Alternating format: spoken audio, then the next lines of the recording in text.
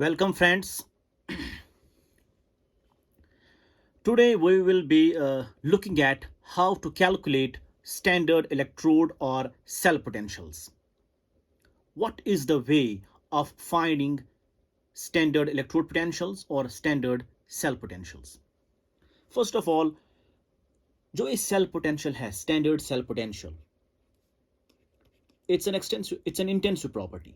Standard electrode और cell potentials जो होते हैं, that is an intensive property. Intensive property. Standard electrode और cell potential जो होता है, that is an intensive property. Intensive property होने का मतलब यह है कि it is non-additive.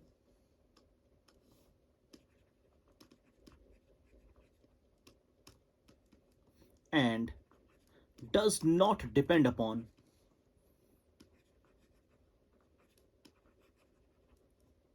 the amount of substance.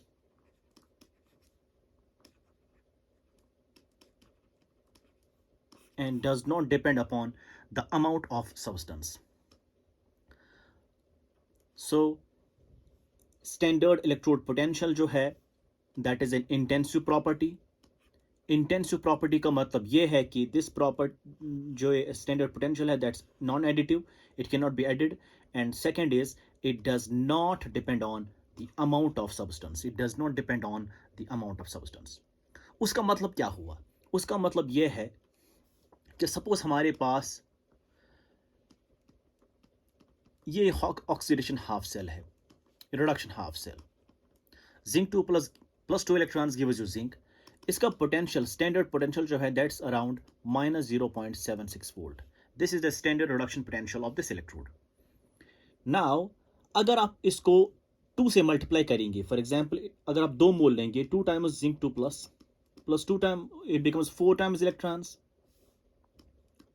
because you multiply throughout by 2, it gives you 2 times zinc. So potential जो है, you cannot write 0.76 multiply 2, and this is a wrong way of calculating potential. This is wrong. Potential will be same, that is -0.76. Why?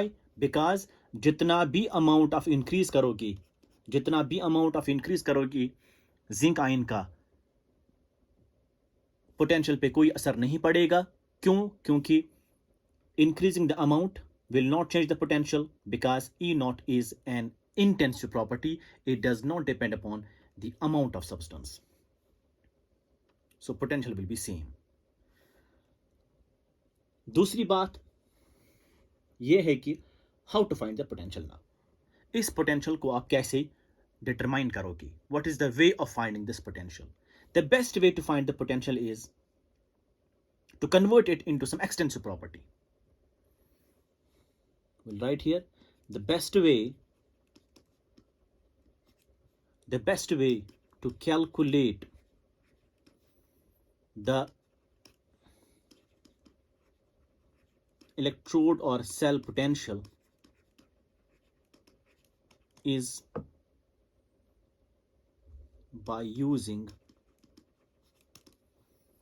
आपको क्या इस्तेमाल करना है? Delta G naught जो है that's equal to -NFE naught. This expression. So the best way to calculate electrode or cell potential is to use this expression, that is delta G naught is equal to -NFE naught. E naught is an intensive property, but to add the half reactions to get the final reaction, and hence you cannot add the cell potentials by itself, but you can add delta G because delta G is an extensive property. You can add that. So the best way to find the cell potential or the electrode potential of an electrode is to use this expression, that is delta G naught is equal to -NFE naught. How? Let us see. Suppose आपके पास एक reaction है, एक redox reaction है. Ag plus ये gain करता है electron, it gives you Ag silver. it's 2 times and this is 2 times, and इसका potential जो है सपोज इट्स 4. नेक्स्ट आपके पास है दूसरी reaction, and that is copper 2 plus, it gains the 2 electrons. हमारे पास कॉपर है, it loses electron, it gets oxidized to copper 2 plus 2 electrons. इसका potential जो है that is 3. So this is oxidation reaction, this is the reduction reaction. Copper loses 2 electrons and those 2 electrons are gained by 2 silver ions to form silver metal. So this is the reaction. And now the final reaction is that you have 2 times Ag plus copper, it gives you 2 electron cancel हो गए, it gives you copper 2 plus Ag 2 times. This is the net redox reaction. इस cell का आपको potential निकालना है. You have to find the cell potential. How do you find it? So what you do is you will find actually delta G naught. आप देख सकते हैं यहाँ delta G naught 1 for this reaction is equal to किसके बराबर होता है delta G naught minus delta G naught किसके बराबर होता है that is equal to minus NF E naught. तो n की जगह क्या लेंगे आप? What you will take in place of n? So what you will take in place of n? N is the number of electrons involved, that's 2. So 2 and E की जगह क्या लेंगे आप? Potential, that's 4. 2 4s are 8. That becomes minus 8F. Now for the second, delta G 2 naught will be equal to minus NF. Minus तो अपनी जगह है, n कितना है नंबर ऑफ इलेक्ट्रॉन्स 2 है, और E कितना है? E potential that is 3. 3 2s are 6 means 6, और F अपनी जगह. So minus 8F, delta G 1 निकलेगा for this half cell, and for the next half cell delta G 2 निकलेगा minus 6F. minus 6F. अब जो है इसका delta G naught कितना आएगा? Total delta G not that is minus n, number of electrons कितने involve हो गए? 2. इसने 2 लॉस किए, इसने 2 गेन किए. सो 2F एंड E सेल आपको निकालना है. तो what you will do is, देखिए आपने इन दो रिएक्शंस का ऐड किया to find the final reaction. So delta G total will be equal to delta G 1 plus delta G 2. That means delta G naught will be equal to delta G 1 naught plus delta G 2 naught. इसकी जगह हम लिखेंगे ये वाला minus 2F E cell not. इसकी जगह हम लिखेंगे माइनस 8F. इसका जगह हम लिखेंगे minus 6F, and that's equal to minus 14F. और minus will cancel, FF will cancel, which implies जो आपका सेल पोटेंशियल है E cell nought that is equal to 14 divide by 2 that is 7 volts. This is how you find the potential. इस तरीके से जो है आप पोटेंशियल निकालते हैं. So E cell not will be equal to 7 volts. क्यों? क्योंकि ये माइनस और ये माइनस कट जाएगा, ये F और ये F कट जाएगा, यहाँ पे 14 बचेगा, यहाँ पे 2 बचेगा, 2 डिवाइड हो जाएगा यहाँ. E cell not will be equal to 14 by 2 that is 7 volts. This is how you will calculate cell potential for the cell for a complete redox reaction. इस तरीके से आपको कोई कंफ्यूजन नहीं होगा. अगर आप इसकी जगह एक मेथड इस्तेमाल करेंगे, एम्पिरिकल मेथड इस्तेमाल करेंगे, what is that? Cell potential बराबर होता है E cathode minus E anode. उसमें आपको देखना होगा कि the potentials given are the reduction potentials, and वो आपको देखना होगा कि कौन सा ऑक्सीडाइज होता है, कौन सा रिड्यूस होता है, कौन एक्ट करेगा कैथोड, कौन एक्ट करेगा एनोड, वो आपको देखना होगा. उसमें जो है एक स्टूडेंट को कंफ्यूजन हो सकता है. So this I think is the best way of calculating the cell potentials by calculating first delta G naught for each half cell, and then for the final redox reaction you calculate delta G, and total delta G will be equal to sum of the delta G's of the half reactions and put the values, you will get E cell naught. Next example हम लेंगे, we'll take one more example. Suppose आपके पास है you have a redox reaction that is zinc जो है it gives you Zn2 plus 2 electrons. इसका suppose आपका potential जो है that is 2. अब कॉपर 2 प्लस जो है it gains those 2 electrons to form copper solid, and this is the E naught equal to suppose 3. अब आपका फाइनल निकालना है, तो फाइनल रिएक्शन आपको ऐड करेंगे, ये 2 इलेक्ट्रॉन कैंसिल हो जाएगा, तो zinc plus copper 2 plus it gives you zinc 2 plus copper solid, and इसका जो है ई नॉट सेल जो है आपको निकालना है. तो what you will do is you will again calculate delta G naught for this. So delta G 1 naught will be equal to minus NF. Minus अपनी जगह n is 2 electron, 2 2s are 4 means 4f, और delta G2 naught will be equal to minus NF, minus अपनी जगह n is again 2 and E is 3, 2 3s are 6 means 6f अपनी जगह, और delta G not जो है वो माइनस n कितना है, 2 इलेक्ट्रॉन इन्वॉल्व हो गए बिकॉज इसने 2 गेन किए, इसने 2 लॉस किए, तो 2fe cell naught. अब total delta G, since you have added these two to get the final redox reaction, so you will calculate delta G naught will be equal to delta G1 plus delta G2 naught, and that is again equal to, that is delta G naught की हम जगह लिखेंगे minus, we can write there minus 2fe cell naught is equal to, इसकी जगह minus 4f, इसकी जगह minus 6f, that is 12f, that is 10f, that is 10f. अब f और f कैंसिल हो जाएगा, माइनस और माइनस कैंसिल हो जाएगा, 2 यहाँ पे डिवाइड हो जाएगा, इसका मतलब आपका जो सेल है ई सेल नॉट जो है that is 5, that is 10/2, that is 5 volts. This is the potential of this redox reaction, or the complete cell or the complete redox reaction, that's 5 volts. इस तरीके से जो है आप इजीली कैलकुलेट कर सकते हैं cell potentials by first calculating the delta G, because delta G is an extensive property, you can easily add them. However if you use these potentials, you cannot add them directly. However, you can see 3 plus 2 is 5, but it may not be true for all the cells which will be given.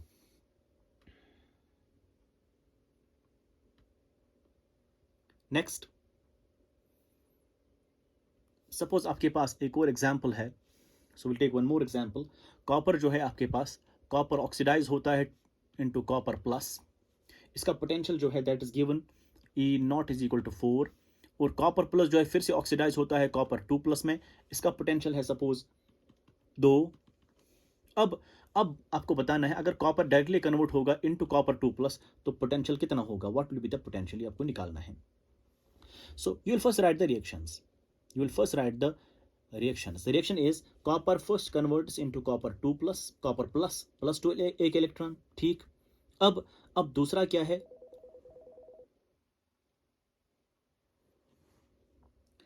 अब potential कितना है इसका, E naught will be equal to 4. Second is copper plus then converts into copper 2 plus, so you have copper plus that gets converted into copper 2 plus, और इसका potential एक electron फिर से loss किया तो potential is given that's equal to 2.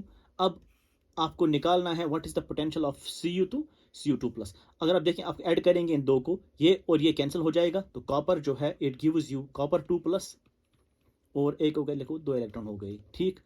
अब इसका आपको पोटेंशियल निकालना है, इस इलेक्ट्रोड का आपको पोटेंशियल निकालना है. तो what is the thing is, question is आपको Cu से Cu प्लस बनता है, Cu से Cu प्लस बनता है एक इलेक्ट्रॉन लॉस करके, पोटेंशियल इज 4. Cu प्लस से Cu2 प्लस बनता है, एक इलेक्ट्रॉन फिर से लॉस हुआ तो E naught is 2. आपको निकालना है what is the potential for Cu getting directly converted into Cu2 plus. That means we have added these two. Copper plus will cancel out. Copper यहाँ पे रहेगा, copper 2 plus यहाँ पे रहेगा, और 2 इलेक्ट्रॉन जो है यहाँ पे रहेंगे, इसका पोटेंशियल आपको निकालना है. So you will find the same process. You will do the same process again.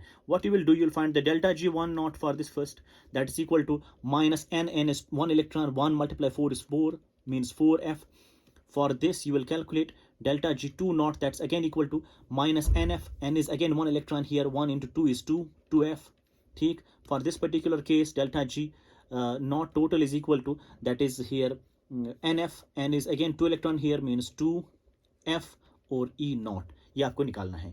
So this since you have added them to get the final redox reaction, you will add these two also to get this. So that means delta G will be equal to delta G1 plus delta G2.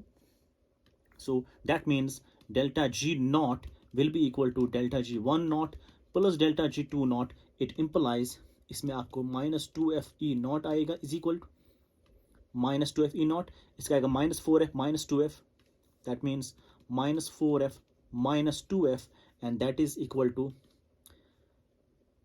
minus 6f, और यहाँ पे minus 2f E naught आएगा. अब आपका जो है minus minus cancel हो जाएगा, एफ कैंसिल हो जाएगा, तो E naught will be equal to 6/2, that is 3 volts. इस तरीके से जो है ये पोटेंशियल जो निकला है for this particular case that is 3 volts. इस तरीके से आप पोटेंशियल निकालेंगे. Will take one more example. Question हमारे पास है, if you have for instance, if अगर पोटेंशियल दिया हुआ है from F E getting converted into Fe2+, मतलब Fe जो है ऑक्सीडाइज होता है Fe2+ में, इसका पोटेंशियल दिया हुआ है सपोज 4, एंड E0 जो है फिर Fe2+ जो है Fe2+ that gets converted into Fe3+, एक इलेक्ट्रॉन लॉस करके इसका पोटेंशियल दिया हुआ है 6। आपको बताना है फाइंड E0 ऑफ Fe3+, इसका पोटेंशियल आपको निकालना है। हम सेल रिएक्शंस लिखेंगे, will write the cell reactions. First of all Fe getting converted Fe2+ means Fe जो है it gets converted into Fe2+ और 2 इलेक्ट्रॉन लॉस करते हैं, इसका पोटेंशियल जो है that's equal to 4। Next Fe2+ जो है Fe2+, ये वाला Fe2+ that gets converted into Fe3+, which means Fe3+ बनता है तो एक ही इलेक्ट्रॉन लॉस हो, बिकॉज यहाँ पे 2+ है, यहाँ पे 3+ है, तो it gives you potential that's equal to 6। अब आपको ये वाला पोटेंशियल निकालना है, so will write here Fe जो है Fe गिव्स यू Fe3+, और जब Fe gives you Fe3+, it means how many electrons you lost, 3 electrons. अगर आप देखेंगे ये वाली रिएक्शन जो है ये बनेगी from the addition of these 2 reactions. If you see Fe2+ cancel हो जाएगा, Fe रहेगा, तो Fe3+ आएगा, यहाँ 2 + 1 इलेक्ट्रॉन 3 इलेक्ट्रॉन हुए। इसका मतलब ये जो कपल है ये बनता है from the addition of these couples, from the addition of these redox couples। So इसका पोटेंशियल जो है आपको निकालना है। So what you will do is you will again do the same process of finding delta G. What is it? Delta ji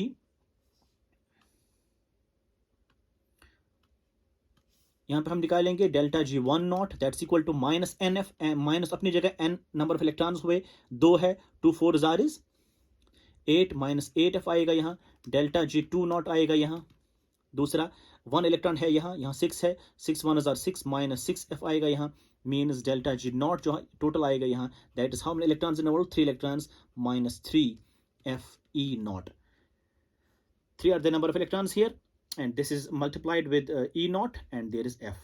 So total delta, since these are added to get this, so you can add these two to get this, means delta G total will be equal to delta G10 plus delta G20. So you'll find it like this. So we have delta G0 will be equal to delta G10 plus delta G20। इसके बदले हम लिखेंगे minus 3Fe0 is equal to, इसके बदले लिखेंगे हम minus 8F minus 6F minus 8F minus 6F, so it will be equal to minus 3Fe0 will be equal to minus 14F, F will go and E0 will be equal to minus cut जाता है, F will go, minus will cancel हो जाएगा, 14/3 volt. This will be the potential of the third couple, that is Fe getting converted into Fe3+, that is this। इस तरीके से जो है आप पोटेंशियल निकाल सकते हैं। So the best way to find the cell potential or the electrode potentials of couples is to use delta G. Delta G is equal to minus NFE. And why we are using this? Because E0 is basically the intensive property. You cannot add them directly to get the final potential. However, delta G is an extensive property. You can add them to get the final potential. However, you can use E cathode minus E anode. But उसमें जो मसला ये है कि आपको analysis करना है, analyse करना है whether the potentials given are standard reduction potentials or standard oxidation potentials, or one is oxidation potential, other is reduction potential, or how the reactions are used, which acts as cathode, which acts as anode, and you have to find all those things that makes the finding of potential difficult. And there are high chances of doing the question wrong. But this is the way of finding potential, an easy way to find the potential, whether that is cell potential or that is the potential of some different couple. I hope you understand this. If you like my videos, please do share and subscribe it. Thank you very much.